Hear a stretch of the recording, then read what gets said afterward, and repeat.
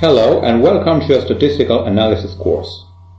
Before running any statistical procedure in SPSS, we must know how to create a new file and how to open an existing file. For an experienced Windows user, this is not difficult. Let's fire up SPSS. Just a moment. If we want to create a new file, a new database, right after opening the program, we select this option, type in data in this dialog box, and then OK. That's it.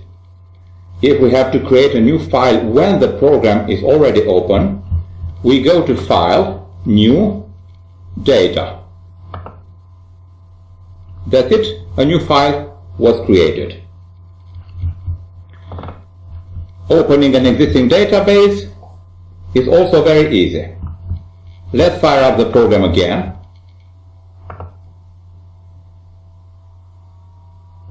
Moment. We notice here a list of recently opened files. So, to open one of them, we only have to double-click it. If our file is not in this list, all we have to do is click More Files here.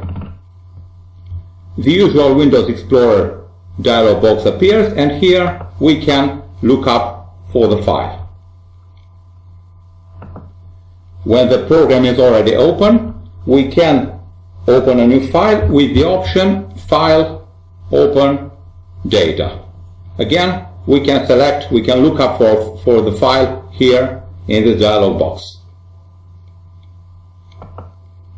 The SPSS program provides us with a nice shortcut for opening existing files.